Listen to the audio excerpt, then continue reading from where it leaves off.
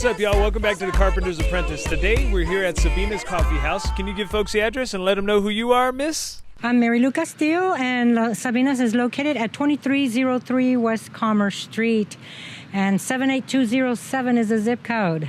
Woo woo! All right, so over here they have a lot of great stuff going on, but I won't stomp on the lead. I'll let the lady who's in charge tell us herself what exactly they do here and why we're here in this beautiful garden. Well, this is our garden, and what we use is kale, and we use the collard greens, and we use onions and different types of lettuces.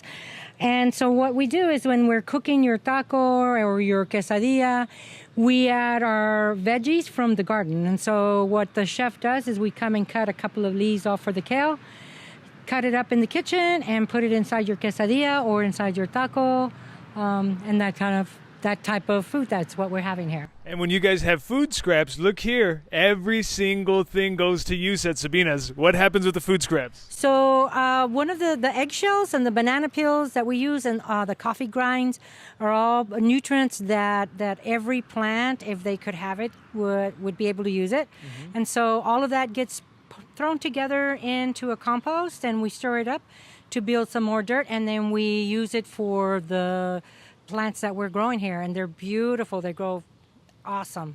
The plants funnel the cafe, which produces food scraps, which funnel this beautiful compost. Look at this. So how long does a compost stay, do you know? It takes a while for everything to break down, but we're constantly turning it, and we're constantly watering it down, and sometimes we see that some parts of it we're able to use, and so we transplant it over to the plants, and they love it. Oh, fantastic. Let's see what's going on in the kitchen. Okay, so first we're using the olive oil. Now what? And then we're going to throw in a few of the calabacita or zucchini and squash and that type of veggies. And we throw those in there. Cut that up, slice it nice and thin.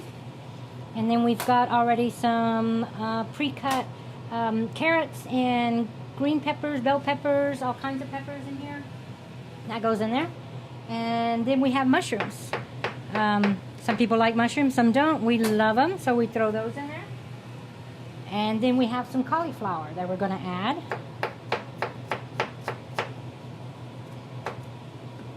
And we throw that in there.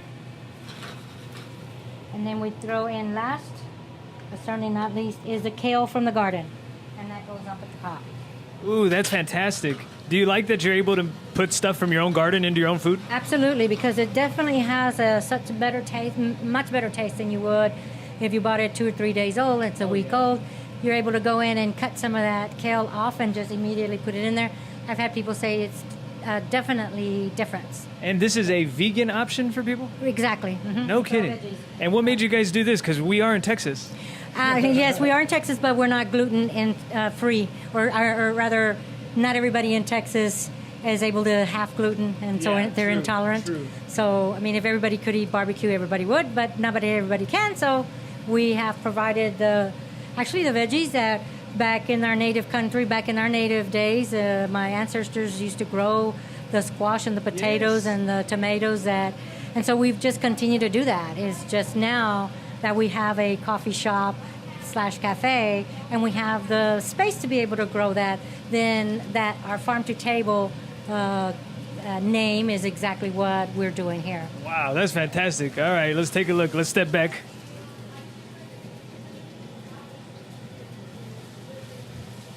Ooh. And who comes up with all these recipes? The chef and myself. I had to speculate when I was looking for a chef. There was only one rule that I wanted them to follow. They could be creative however they wanted to. I mean, it was a culinary arts that we were wanting to promote. And just one thing was that we, even because we were in Texas, that we wanted it to be healthy. Okay. And we wanted it to be a farm-to-table recipe. And so this is one of the ones that we came up with. Man, you guys are innovative thinkers here. Guys, we'll check back in with you when this is done.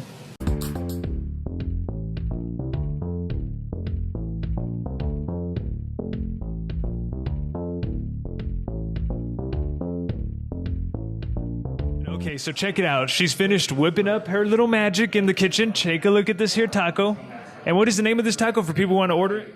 Well, for that one, it's a veggie taco, the grassroots. The grassroots. Okay, awesome. And can you tell people what's inside the grassroots? The grassroots has things that grow out of the ground. But it's squash, kale again, more kale, carrots, some onion. We threw in some mushroom, and some bell peppers. Different assortment of bell peppers. And this kale is from the garden? It's straightly from the garden. Directly. Okay, I can't wait to take a bite. Here we go. Uh-oh. Hold up, y'all.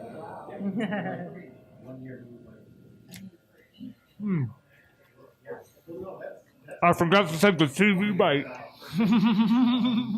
And it's right off the grill, so it might be a little steamy hot. Okay, I'll tell you the honest truth. Honestly, it tastes like all the vegetables your grandma cooks inside a taco. It tastes like all the stuff that's in one of those big stews that they make, and you just put it into a taco. Right, exactly. Wow. Yeah. So for those that are vegetarians or intolerant of meats or fried products or wheat or whatever, we've got the grassroots for them. My God, this stuff is fantastic. You guys have to check it out. Ms. Mary Lou, I also want to talk real quick before we go about what the mission of this place is. Can you tell people why you guys were started? Well, Lupe Artes, Latinas Unidas por el Arte, is a nonprofit arts organization, and we wanted to include the culinary arts. And so how better than to have a coffee shop,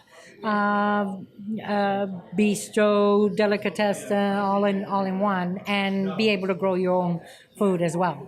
So and so the mission here is to support the artists that are local and support the chefs, which is also an art, and be able to include them as well, and provide a space for all of the artists here locally. Okay, and for you, why do you want to be involved in something like this? Why has this been your life's passion? This has been a passion for me. It's been a dream for years. Because I'm actually a visual artist and a filmmaker, storyteller as well. And so all of those disciplines, we all eat. We all have to eat. So how can we include the culinary artists into what we're doing? But what makes you get out of bed every morning to do this? Coffee. You got any words? Coffee and wine. Have you guys had any kind of hiccups in the creation or development of Sabina's? Oh yeah, I believe you don't ever have hiccups or little bumps along the way your path, and things are running too smoothly. That there's something definitely wrong. But then how do you grow? Yeah, how do we grow and how do we get better? But most definitely, and it has been about getting people used to eating wonderful stuff and healthy stuff, but yet it's delicious. Yes. That just because it's vegetarian or vegan, that it doesn't mean it's a great taste. There's not good taste in there, and that's what we're set out to prove, is that when we're on set or we're having a reception for an artist or whatever, that if you bite into a calabaza or you bite into the bell peppers, and not necessarily that it has stuffed with meat, but that too is also healthy for you, and how we prepare it, because we have, it's all grilled on the grill. Wow, that's fantastic. You guys got to come down here and try it. This stuff is hey, fuck it. Hey, this stuff is fucking delicious. Come down here and try it. Sabina's, can you give folks the address one more time? We're located at 2303 West Commerce. Thank you guys so much for joining us. We'll see you next time.